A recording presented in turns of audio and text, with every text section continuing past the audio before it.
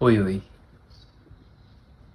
Vamos pro tarô ilustrar Sagitário e Júpiter agora. Eu vejo alguns tarólogos associarem a carta do Hierofante do Papa com o signo de Touro. Para mim não faz o menor sentido. Então vamos analisar um pouco a carta do Hierofante e procurar entender ela mais profundamente. Essa carta é chamada de o Papa, o Sumo Sacerdote ou o Hierofante. Qual que é o objetivo dessa figura? Qual que é o objetivo desse arcano? O que que ele representa? No tarô original a gente vê um sumo sacerdote, um papa, uma figura sacerdotal, sentada com a mão apontada para cima, um crucifixo de um lado e duas pessoas abaixo dele. E perto dele a gente vê duas chaves cruzadas. Vamos interpretar esses símbolos. Como a gente já viu até aqui, existe a necessidade de que a gente desenvolva até certo ponto da nossa vida uma moral. Qual que é o objetivo dessa moral? Compreender o que é certo e o que é errado. O que a sociedade considera certo e o que a sociedade considera como errado. O que os seus pais consideram sobre isso. O que os seus professores consideram sobre isso. Então, à medida que essa pessoa vai se desenvolvendo, ela vai buscando compreender o que é certo e o que é errado. Isso seria o desenvolvimento da nossa moral. O objetivo desse arcano é trazer, de alguma forma, uma compreensão sobre certo e errado. Como ele está associado a uma figura religiosa, aqui a gente consegue interpretar que geralmente a nossa moral ela é desenvolvida a partir de alguma doutrina, de algum dogma, muitas vezes baseada numa religião. Então, quais são os códigos de conduta da sua família, da sua comunidade, da sociedade em que você vive? Isso tudo de alguma forma vai representar esse arcano, porque se trata de um desenvolvimento necessário para toda pessoa.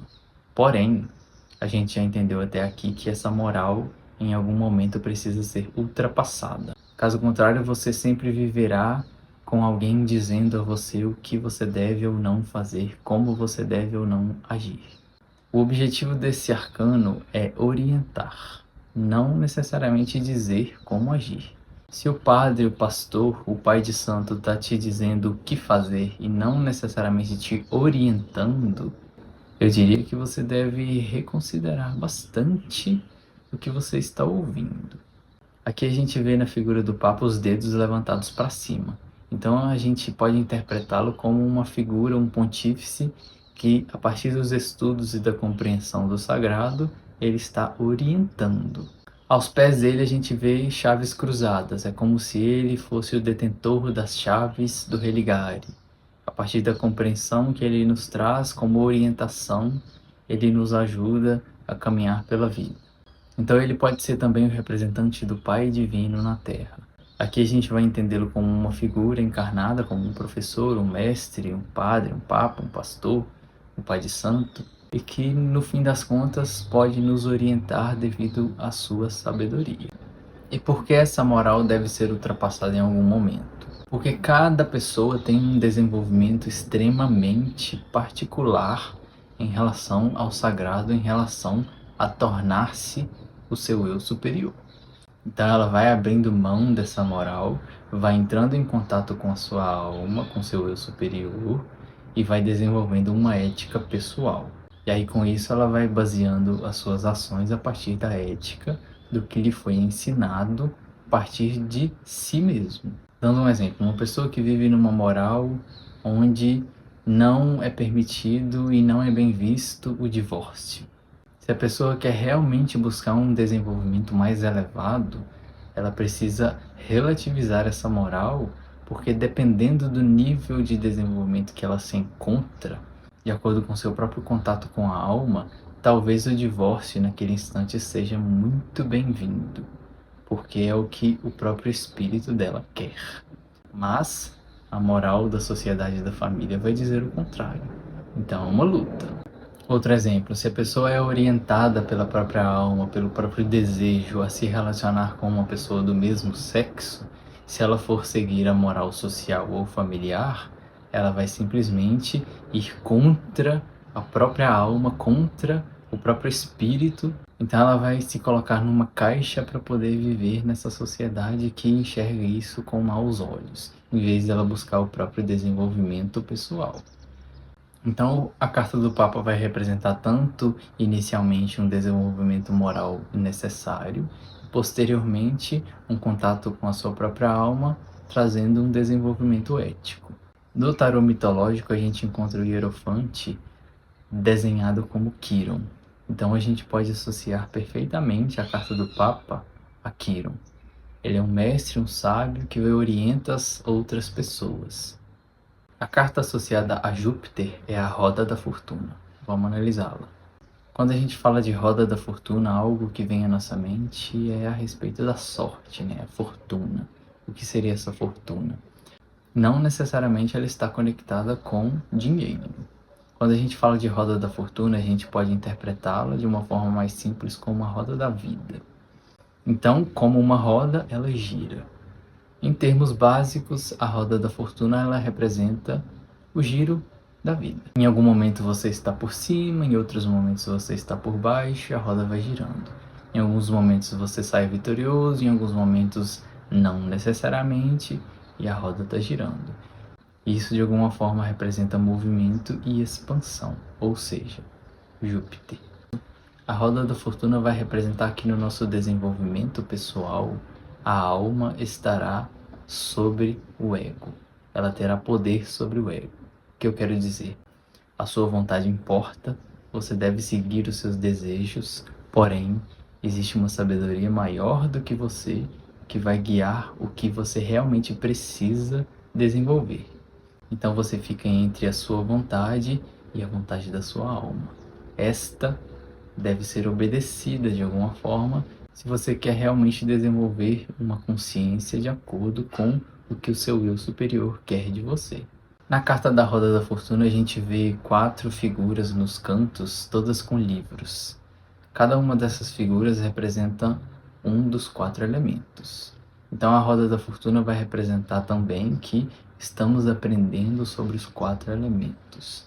Ou seja, a vida vai te levar para questões emocionais, o elemento água, vai te levar para questões onde você precisa agir, o elemento fogo, vai te levar para situações onde você precisa colocar o pé no chão e observar a sua realidade física, o elemento terra, e vai te levar também à necessidade de você pensar sozinho e desenvolver o elemento ar. Então a roda vai girando porque você precisa sair do lugar. E à medida que a roda gira, as coisas vão acabando também. Isso que estava bom deixa de estar bom, isso que estava ruim deixa de estar ruim. E as coisas vão acontecendo porque a vida é movimento constante. E assim como Júpiter rege Sagitário, que representa um signo de modalidade mutável, a roda da fortuna também representa a mutabilidade da vida. Então existe aqui a necessidade da adaptação e da busca pela compreensão do que nos está acontecendo.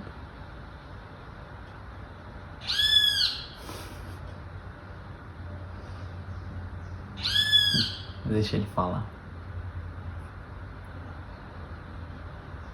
Tchau. Voltando. Uma outra forma da gente interpretar a roda da fortuna também seria utilizando o termo budista de roda de samsara. O que seria a roda de samsara? Em termos básicos, ela representa a roda onde a gente está eternamente conectado de reencarnação. Você vive, você morre, você reencarna, até você de alguma forma assimilar o que você precisa assimilar. De forma geral, o objetivo é a gente sair dessa roda de samsara. Como seria feito isso? A gente fica preso à roda, vamos colocar assim, aos padrões, devido aos nossos desejos. Não que eles devam ser negados, como eu já disse, mas eles não devem ser perseguidos de maneira cega. Caso contrário, você fica sempre dando essa volta porque você quer realizar esses desejos. Então, uma forma de a gente interpretar a roda da fortuna é entender que ela também representa uma necessidade de desapego, já que as coisas são sempre inconstantes. Os nossos desejos de alguma forma nos levam ao sagrado também, porque caso contrário eles não se manifestariam dentro da gente. A gente vai em direção, a gente se realiza, mas ao mesmo tempo que a gente se realiza, a gente precisa compreender que é passageiro, que a roda vai continuar girando. A roda da fortuna é ilustrada pelo tarô mitológico como as moiras, mas eu vou falar das moiras só mais pra frente. Vamos continuar. A carta associada ao signo de Sagitário é a carta da temperança. Vamos analisar. Quando a gente fala da temperança, a gente pensa logo em paciência, em espera, em temperar as coisas. A gente se lembra da virtude da temperança. Essa virtude da temperança, ela tem a ver com uma entrega ao sagrado. Você, de alguma forma, consegue esperar enquanto você também age. Ou seja, a gente lembra novamente de Sagitário, que tem a ver com a fé. Então, a carta da temperança vai nos lembrar a necessidade da ação com fé. Mesmo que a gente esteja passando por determinadas situações na vida, é necessário de alguma forma procurar entender de que aquela etapa da nossa vida faz parte de um quebra-cabeça muito maior.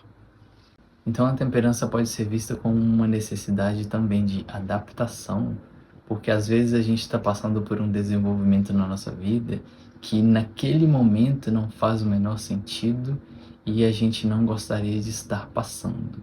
Mas de acordo com o quebra-cabeça maior da nossa vida, aquele momento que a gente está passando é uma peça do quebra-cabeça.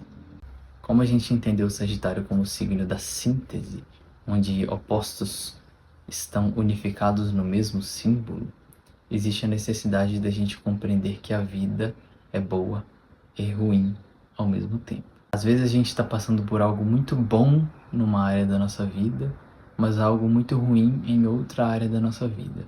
O que nos resta para poder lidar com isso? A temperança. Na carta da temperança a gente vê um anjo e ele está temperando 2 líquidos. Aqui a gente pode entender que um líquido representa a lua, o outro líquido representa o sol, alma e espírito. Ou seja, o espírito nos contacta a partir da alma, a partir dos sonhos, a partir da introspecção, para poder a gente se desenvolver. Então o nosso ego vai sendo relativizado enquanto compreende que a vida por inteiro unifica tudo.